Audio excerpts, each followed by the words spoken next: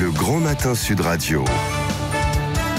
5 questions pour tout savoir. Il est 9h46, merci d'être avec nous. Nous sommes ce matin avec Véronique Fauvergue, bonjour. Bonjour. Et Catherine Salinas pour ce livre avec la collaboration de Caroline de Juglard. Ce film qui s'appelle Femme de policier d'élite aux éditions du Mareuil. Alors dans ce livre, vous témoignez forcément de votre quotidien de femme. Vous, Catherine Salinas, vous étiez mariée au numéro 2 de la BRI. Vous, Véronique, vous étiez mariée au patron du RAID. La BRI, alors pour expliquer aux gens, parce que c'est toujours un peu confus entre la BRI et le RAID. Les gens ne savent pas ce que la BRI. En fait, ce sont ils interviennent à peu près sur les mêmes types d'opérations, donc les prises d'otages, les forcenés, l'anticriminalité en général. Et sauf que la BRI Paris, elle est à Paris, donc intramuros. En tout cas, la BRI PP est intramuros. Et le RAID, c'est à l'extérieur de Paris, pour schématiser. Hein. C'est ça, je ne me suis pas trompée ? C'est ça. Voilà, c'est ça. Alors, j'ai découvert fortement ce livre. Est-ce qu'il y a aujourd'hui, parce que c'est rigolo que vous vous rencontriez, parce qu'avant, vous ne vous connaissiez pas du tout, vous vous êtes découverte au travers de ce livre. Il y a toujours eu un peu de guerre entre la BRI et le RAID, généralement ? Une guerre, je ne sais pas si c'est une guerre. Enfin, c'est une petite, un peu comme dans les hôpitaux, quoi. Des petits coqs. Ouais. Mais pas plus, pas moins. Je pense que c'est voilà. En tout cas, s'il y a pu y avoir quelques petites tensions, comme partout, comme chez vous. En tout cas, pendant les attentats, tout est à niveau, quoi. Oui, ça fait. Il y a une osmose. Vous êtes découvert quoi finalement ? J'imagine une vie assez commune, toutes les deux, sur les peurs, sur les angoisses, sur le quotidien de femmes plutôt assez seules. Oh, je pense que sur les peurs, on s'est rejointes. Ouais. En même temps, on n'a pas la même façon d'appréhender la chose. Et puis, on n'a pas aussi eu la même vie. Enfin, nos maris n'ont pas eu les mêmes carrières. Moi, mon mari, il est resté 22 ans à la BRI, donc c'est 22 ans de BRI. Oui. Alors que nous, on a beaucoup bougé. Vous avez beaucoup voyagé, on en parlera tout à l'heure. Généralement, les policiers sont assez taiseux sur leurs investigations et sur leur travail au quotidien. Qu'est-ce qui vous a donné envie de faire ce livre ? Moi, c'est mon époux qui m'a donné envie. Et puis, c'est la plume de Caroline qui m'a poussé à écrire toutes ces belles choses. Ouais. C'est compliqué de témoigner, justement. On ne sait pas vraiment jusqu'où aller, parce qu'il y a des détails, forcément, qui doivent rester secrets, de se dire qu'est-ce qu'on peut dire et qu'est-ce qu'on ne peut pas dire. Pour moi, c'est mes enfants. Voilà. Ouais. Moi, je l'ai fait pour mes enfants parce que je trouvais que ce qu'ils avaient vécu, c'était pas normal. De voir leur père rentrer 2 fois dans la colonne d'assaut et peut-être mourir en direct. Ça, c'était pas normal et bon, je me suis dit... Ça, c'était pour quelles interventions ? Les deux. Et le Bataclan. Le Bataclan, les deux. Ouais. Donc, en fait, oui, c'était pas normal que mes enfants vivent une chose pareille et en plus en direct, c'est pas un film là. Hein, donc, Et c'est ce qui a changé justement, c'est le côté direct, que tout soit diffusé à la télévision. Déjà, ça l'était pas, puisqu'ils nous ont dit après, mais ils ont oublié de nous le dire avant à nous, qu'il y avait 2 minutes de différé et que s'il y avait vraiment eu une catastrophe, sauf qu'à l'époque, personne ne le savait, en tout cas nous, on le savait pas. Donc c'était vraiment en direct d'y voir son père, même si nos enfants avaient à l'époque 21 et 24 ans, c'est pas normal. Donc moi j'ai dit, parce que ma vie, je pensais pas que ça intéressait grand-chose. Enfin, grand monde en tout cas, on va dire. Et finalement, je me suis dit, pour mes enfants, je vais le faire. À côté de ça, moi, j'avais une brasserie qui était en face le 36. Oui. C'est comme ça que vous avez rencontré votre fiancé d'ailleurs, votre mari aujourd'hui. Voilà, c'est ça. Et du coup, moi je connais, on a des informations dans un café comme... Forcément, comme un café du commerce. C'est ça. Exactement. Alors il y a une chose qui a changé aussi, c'est forcément le Bataclan. Et ce que dit beaucoup la police, c'est cette tuerie de masse auquel ils n'étaient pas vraiment habitués, qui sont vraiment des scènes de guerre. Est-ce que ça a changé quelque chose justement au sein de la famille et dans le regard de vos époux ? Parce que énormément de policiers, même s'ils ne le disent pas, ont été traumatisés par ce qu'ils ont vu au Bataclan, par exemple. Mais c'est marrant parce que c'est des questions, je pense qu'il faudrait poser à nos maris en direct. Parce que, oui, mais vous en parlez forcément. On les a vus impactés. Oui, impactés. L'un comme l'autre. Est-ce qu'ils en parlaient ? Parce que bien souvent, on sait que quand on rentre chez soi, soit on se confie totalement, en fait, à sa famille, à son épouse, ou alors on garde tout pour soi. Il y a ces 2 versions, bien souvent. Le mien s'est confié, mais je ne sais pas s'il s'est confié à fond de tout ce qu'il a vu. Oui. Voilà. Qu'est-ce qu'il vous racontait ?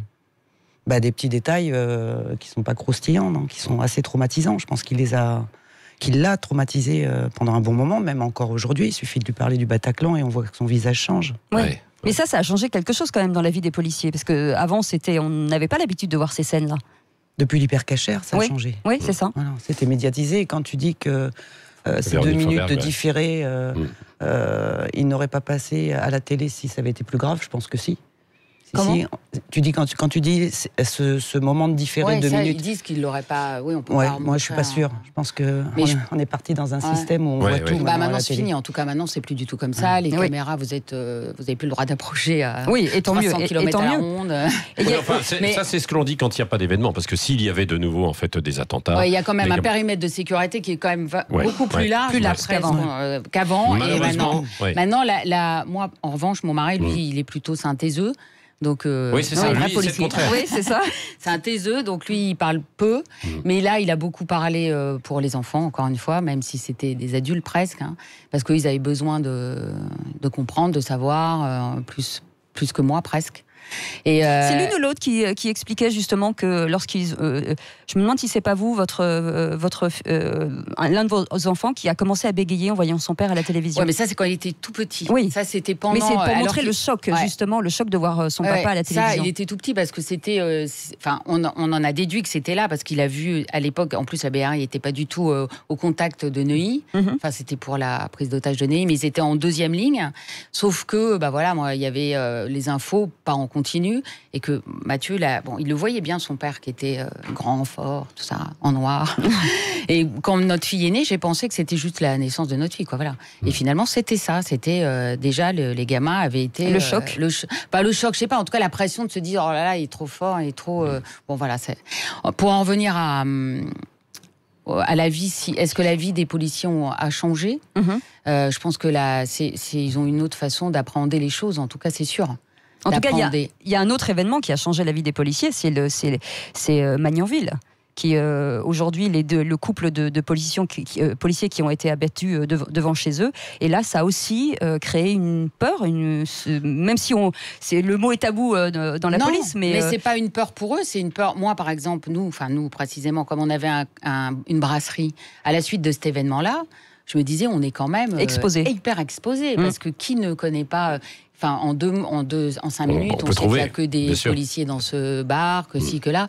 Donc là, c'est vrai qu'on se dit, on est hyper exposé, mais en même temps, on ne peut pas vivre avec la peur, sinon on reste chez soi, etc. Donc, mais en revanche, moi, je pense que ça a changé, en tout cas... Pour mon mari, le fait d'être rentré au Bataclan, ça c'est sûr. Oui. Mais ils ont quand même une réaction qui est... il fallait qu'ils rentrent et ils étaient... dans leurs yeux, quand ils en parlent, on voit qu'il y avait une détermination qui est supérieure presque en premier lieu, au choc qu'ils peuvent avoir. Forcément. Il faut vraiment y aller. Et après, évidemment, leur vie change parce qu'on n'a plus la même... Puis d'abord, parce qu'en plus, il y a plein de gamins et ça peut être leurs enfants. Bien sûr, concert. Il y a une identification, forcément. Il y a aussi quelque chose, c'est que généralement, quand vous parlez avec les membres de la BRI ou du RAID, qu'on estime tous comme étant des héros, eux disent tous que finalement, c'est le policier du quotidien qui est un vrai héros. C'est moins les élites, moins le RAID, moins la BRI, et que c'est celui qui est dans la rue et au contact du danger, ce qu'on appelle des primo-intervenants sur des actions. C'est tous ces hommes, c'est tous ces hommes et ces femmes. Voilà, que ce soit police, gendarmerie, police municipale, c'est tous ces gens qui sont en contact chaque jour. Mais c'est aussi le monsieur qui est descendu de son appartement pour porter aide dans les bars où il y a eu les tueries. Ça peut être chaque personne qui peut être un héros. C'est cet homme qui est allé chercher cette petite fille accrochée au barreau du balcon. Voilà, vous, demain, peut-être. C'est pas le même métier. C'est pas les mêmes métiers. C'est pas le même métier parce que quand vous êtes au RAID ou à la BRI, ils ont des métiers bien spécifiques, ils sont hyper entraînés, ils sont etc. Alors que le gardien de la paix qui est... c'est le tout venant, en fait. Voilà. Il ne sait pas vraiment sur qui il va tomber, quoi. Alors aujourd'hui, on parle beaucoup malheureusement de suicide des policiers. Visiblement, c'est 1 tous les 4 jours aujourd'hui. Lorsque vous avez entendu forcément « suicidez-vous » dans les manifestations des Gilets jaunes, j'imagine que pour vous, c'est un choc, forcément. Et c'est injuste, surtout. Oui, j'en ai déjà parlé, moi, déjà plusieurs fois. Donc j'ai même pas envie de leur répondre à ces gens-là. Donc Catherine, si tu veux en parler à ton tour. Non, mais moi, c'est-à-dire que je dis toujours la même chose. Je trouve ça. Non, mais bon. c'est bien d'avoir aussi votre côté pour expliquer aux gens qu'il ne faut pas tout mélanger et que heureusement que la police est là aujourd'hui pour nous protéger. C'est ça ce que je dis à chaque fois. Je dis, la police, c'est un peu comme les footeux. Je l'ai dit chez Pascal Praud, parce que c'est un footeux. Ouais. Ouais. Donc on aime le PSG et puis il va perdre 2 matchs. Et voilà. Et la police, c'est pareil. C'est-à-dire que quand il y a des attentats, tout le monde est derrière parce que. Pendant un mois, on les adore. Parce que là, on les adore. Et puis après, hop, ça recommence. Ah là là, il m'a arrêté. Pourquoi il fait pas autre chose? J'ai à peine grillé le feu. J'ai à peine. Enfin, c'est toujours j'ai à peine. Bon. Donc ça, c'est notre quotidien. Maintenant, on est passé dans un stade au-dessus qui est, et c'est là où moi, je le dis à chaque fois, c'est ce qui me fait peur, c'est ce manque de respect vis-à-vis des institutions, de la police. Ce manque de respect, ça va nous faire basculer dans quelque chose que je ne connais pas. Enfin, en tout cas, moi, j'ai pas été éduquée comme ça et je sais pas jusqu'où on peut aller quand plus personne n'a de respect. On peut, le respect, les valeurs, c'est la base. C'est pour ça que vous avez voulu aussi écrire ce livre, alors. Pour que quelque part on se dise attention, il y a des hommes en fait derrière quoi. Et nous, des familles nous sommes surtout, des hommes et des familles. Ouais. Oui, il y a des hommes, c'est sûr, il y a des hommes. Maintenant pour l'histoire des suicides, c'est autre chose. Je veux dire, les gens qui disent ça. Sont pas très intéressants. On pense qu'ils doivent avoir une réflexion qui est limitée. Hein. Je ne peux pas dire autrement, parce qu'il y a aussi un. Bon, c'était un petit nombre. Hein, oui, enfin, peu importe, un petit nombre. Moi, j'irai pas voir. Vous aurez toujours des imbéciles. Moi, je ne vais pas les mettre devant les agriculteurs, où là, c'est pareil, il y en a un tous les 2 jours qui suicide chez les agriculteurs. On ne va pas aller leur dire, suicidez-vous, c'est super, etc. Donc non, ça ne va pas. Et en plus. Je pense que c'est un peu le même système que les agriculteurs, c'est-à-dire que les policiers ne sont jamais reconnus, alors qu'ils font quand même des métiers difficiles, dangereux, au quotidien. Oui. Et ce ne sont pas des fouteux, ils ne gagnent pas. Donc après, il faut supporter. C'est bien en tout cas de les protéger parce qu'ils nous protègent au quotidien. Je salue Jean-Michel Fauvergue qui est là avec nous ce matin, l'ex-patron du RAID. En tout cas, merci mesdames, Véronique Fauvergue et Catherine Salinas pour ce livre. Lisez-le parce que c'est le quotidien effectivement de ces femmes de policiers avec tout ce que. D'élite en plus. Non, mais sur des interventions en fait extrêmement délicates, etc. Assez grave, assez grave et assez importante. Voilà, et on apprend pas mal de choses et ça permet de prendre un petit peu de recul et de comprendre ce que vous vivez au quotidien. Merci d'avoir été avec nous ce matin. Patrick, on se retrouve demain matin. Demain, nous on va prendre des risques. Demain, on va aller à la gare Saint-Lazare.